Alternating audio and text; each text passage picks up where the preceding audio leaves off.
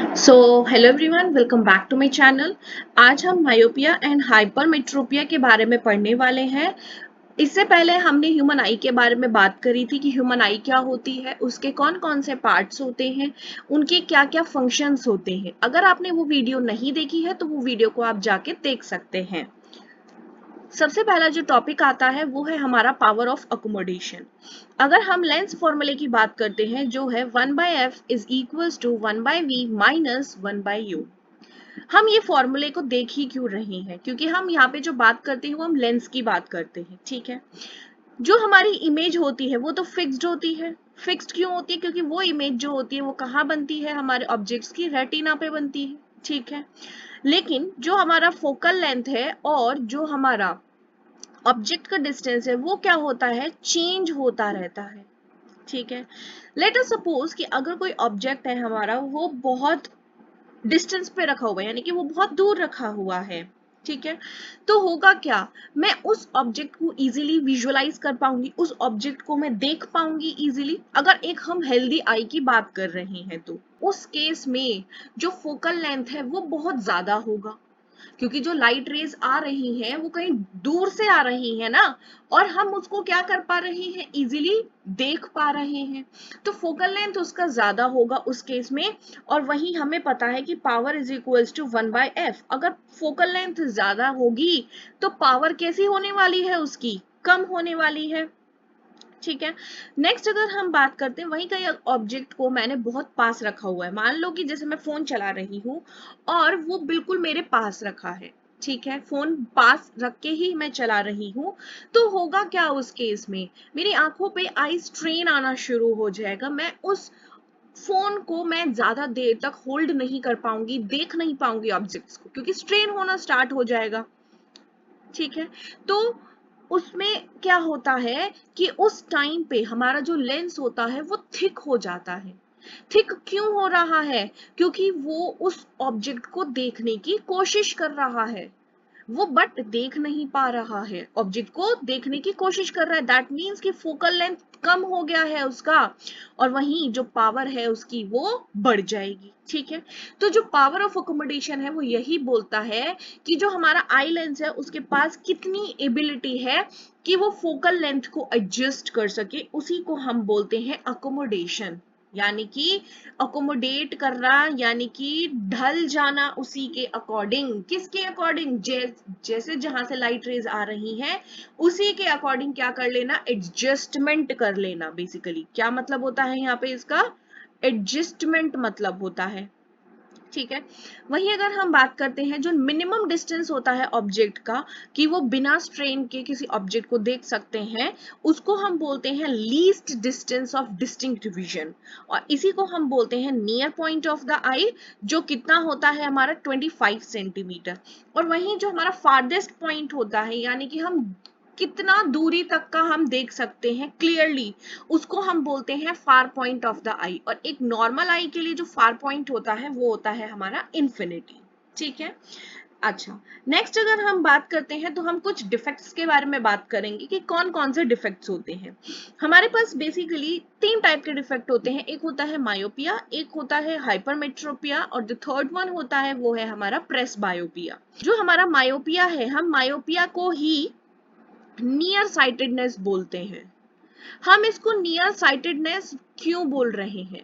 Near sightedness हम इसलिए बोल रहे हैं क्योंकि हम यहाँ पे नियर के ऑब्जेक्ट्स को तो देख पाते हैं, लेकिन जो दूर के ऑब्जेक्ट्स होते हैं हम उनको नहीं देख पा रहे हैं। तो जो चीज हम देख पा रहे हैं उसको हम बोल देंगे near sightedness.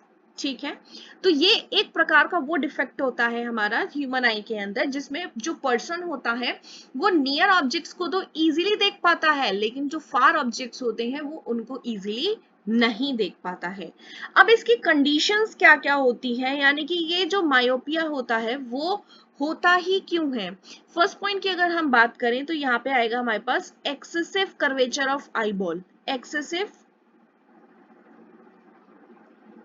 Curvature of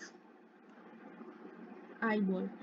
excessive curvature हो क्यों रहा है हमारी आई बॉल का, यानी कि जो हमारी आई बॉल है वो कैसी हो गई, उसका कर्वेचर कैसा हो गया है, वो ज्यादा मोटा हो गया है, बढ़ गया है। एंड सेकंड अगर हम बात करें, जो हमारी आई बॉल है वो इलोंगेट हो गई है, इलोंगेशन ऑफ आई बॉल। तो जो हमारी आई बॉल है वो इलोंगेट हो गई है, बड़ी हो गई है। यहाँ हम डायग्राम में देखते हैं कि जो हमारा मायोपिया है, जो ऑब्जेक्ट है हमारा, उसकी लाइट रेज कहाँ से आ रही है, इन्फिनिटी से आ रही है। इसकी लाइट रेज कहाँ से आ रही है, हम मान के चले कि वो इन्फिनिटी से आ रही है, ठीक है। अब जो हमारा लेंस लगा हुआ है यहाँ पे, जो है हमारा कॉन्वेक्स लेंस, वो क्या कर देगा, इमेज को रेटिना पे इजीली बना देगा, ठीक है, जो हमारा यहाँ पे है। और वहीं अगर हम बात कर रहे हैं कि कोई मायोपिक आई है, यानी कि जिस पर्सन को मायोपिया है, जो लाइट रेज जो हमारी इंफिनिटी से आ रही थी वो तो आ ही रही है, लेकिन जो अब इमेज जहां पे बन रही थी वो रेटिना पे ना बन के वो कहाँ बन रही है, वो आगे की तरफ शिफ्ट हो गई है। अगर हम इसकी बात करते हैं तो ये जो होता है हमारा यहाँ पे, ये आगे की तरफ शिफ्ट क्यों हो गया है, जो हमारे यहाँ पे जो कर्वेचर है इस आई बॉल का, वो कैसा हो गया है, एक्सेसिव हो गया है। एक्सेसिव से हम क्या समझते हैं कि यहाँ पे इसका जो फोकल लेंथ है वो तो कम हो गया है, क्योंकि वो ऑब्जेक्ट्स को डिटेक्ट नहीं कर पा रहा, और पावर जो है वही उसकी बढ़ गई है, ठीक है। अब बात ये आती है कि हम इसको करेक्ट कैसे करेंगे। करेक्शन के लिए जो हम यूज करेंगे वो होगा हमारा यहाँ पे कॉनकेव लेंस, वो होगा कॉनकेव लेंस। तो यहां से ऑब्जेक्ट्स की लाइट रेज जो है वो इंफिनिटी से आ रही है। अब यहाँ पे जो हमारा कॉनकेव लेंस है वो क्या करेगा, लाइट रेज को थोड़ा सा डाइवर्ज कर देगा। अब क्योंकि जो हमारा यहाँ पे जो कॉन्वेक्स लेंस लगा हुआ है उसके लिए इजी होगा कि जो हमारी डाइवर्जिंग रेज आ रही है उनको इजीली फोकस करवा देगा रेटिना पे, ठीक है। तो ये जो हमारा कॉन्वेक्स लेंस है, उस कॉन्वेक्स लेंस के लिए अब ऑब्जेक्ट जो है वो ये बन चुका है, यानी कि जो हमारा ऑब्जेक्ट है वो आगे की तरफ शिफ्ट हो गया है, यानी कि थोड़ा पास आ गया है, निकट आ गया है। तो ये जो है हमारा वो हो जाएगा वर्चुअल ऑब्जेक्ट, ठीक है। लेकिन जो लाइट रेज जो आ रही है एक्चुअली में जो आ रही है वो कहां से आ रही है, वो तो इंफिनिटी से ही आ रही है ना। लेकिन जब हमने चश्मा लगा लिया है, जो हमने कॉनकेव लेंस यूज कर लिया है, तो उस कॉनकेव लेंस की वजह से जो हमारा ऑब्जेक्ट है वो आगे इधर की तरफ शिफ्ट हो गया थोड़ा। जब इधर शिफ्ट हो गया यानी कि वर्चुअल ऑब्जेक्ट बन जाएगा, किसके लिए, ये वाला जो हमारा लेंस है उसके लिए, और जो इमेज है वो हमारी अब प्रॉपर कहां बन जाएगी, रेटिना पे बन जाएगी। आई होप सभी को समझ आया होगा। नेक्स्ट अगर हम बात करते हैं वो है हमारा हाइपरमेट्रोपिया। हाइपरमेट्रोपिया जो है इसी को हम क्या बोलते हैं, फार साइटेडनेस। हाइपरमेट्रोपिया को ही हम क्या बोलते हैं, फार साइटेडनेस। मतलब कि हाइपरमेट्रोपिया के अंदर हमें नियर का तो नहीं दिखता, लेकिन हमें दूर का दिखता है इजीली। तो हाइपरमेट्रोपिया हमारी वो कंडीशन होती है जिसके अंदर हम पास का नहीं देख पाते हैं, लेकिन जो पर्सन है वो दूर का देख पाएगा इजीली, ठीक है। और ये जो हाइपरमेट्रोपिया होता है वो किस एज पे आता है, अगर हम बात कर रहे हैं हाइपरमेट्रोपिया की, तो वो 40 प्लस एज जो होती है उसका तभी हाइपरमेट्रोपिया जो होता है वो आना शुरू होता है। अगर हम बात कर रहे हैं कि ये जो डिफेक्ट है हमारा वो होता किस वजह से है, तो यहाँ पे हमारी जो फोकल लेंथ होती है वो डिक्रीज हो जाती है, decrease in focal length, decrease in focal length. अगर फोकल लेंथ कम हो गई है, अगर फोकल लेंथ कम हो गई है तो पावर बढ़ गई होगी ऑब्वियसली, पावर बढ़ गई होगी ऑब्वियसली, है ना, क्योंकि पावर क्या होता है 1/f, राइट। नेक्स्ट अगर हम बात कर रहे हैं, जब हमने मायोपिया की बात करी थी तो मायोपिया में क्या हुआ था, जो हमारी आई बॉल है वो बड़ी हो गई थी, कैसी हो गई थी, इलोंगेट हो गई थी। और इस केस में जो हमारी आई बॉल है वो कैसी हो जाएगी, शॉर्ट हो जाएगी। तो shortening of eye ball, eye ball कैसी हो गई है इस केस में, छोटी हो गई है। अगर हम बात करें नियर पॉइंट की, तो लाइट रेज जो है वो यहां से आ रही है, वो तो लाइट रेज जो 25 सेंटीमीटर से जो आ रही है, ऑब्जेक्ट जो है वो उतना तक तो देख पा रहा है, 25 तक वो देख पा रहा है, और इमेज जो है वो रेटिना पे भी बन रही है। और अगर किसी की हाइपरमेट्रोपिक आई है तो अब होगा क्या, वो तो देख ही नहीं पाएगा ना। तो इस केस में होगा क्या, यहाँ पे फोकल लेंथ उसका कम हो गया है, यानी कि ऑब्जेक्ट जो है वो थोड़ा पास आ गया है।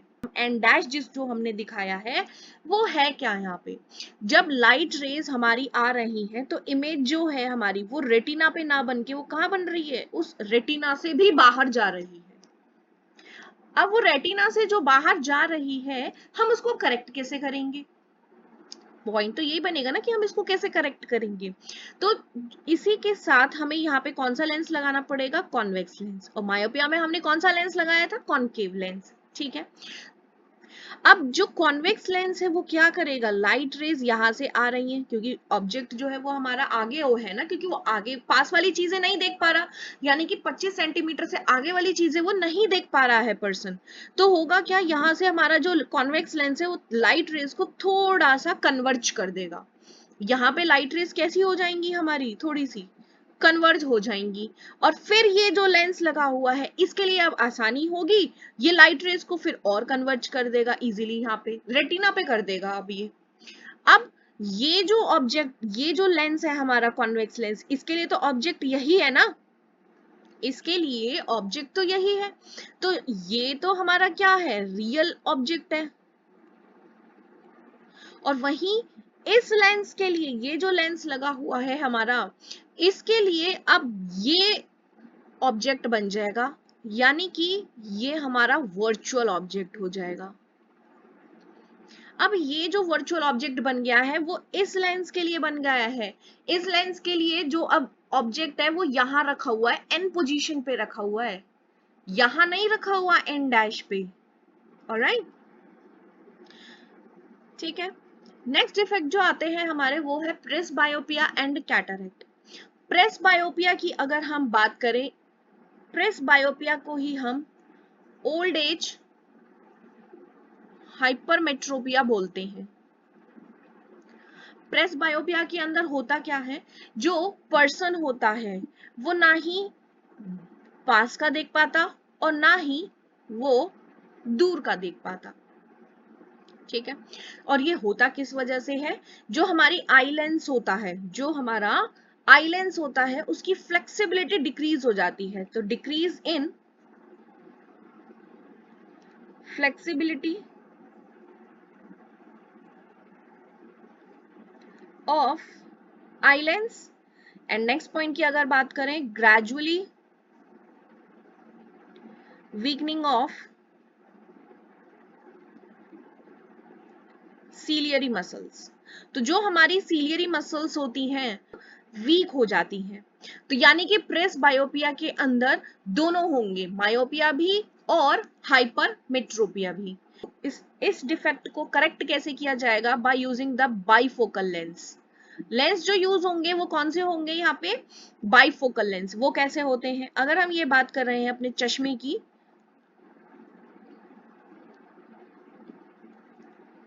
ये चश्मा है, तो यहाँ पे जो नीचे वाले के लिए होगा वो कौन सा लेंस होगा, हमारा कॉन्वेक्स लेंस।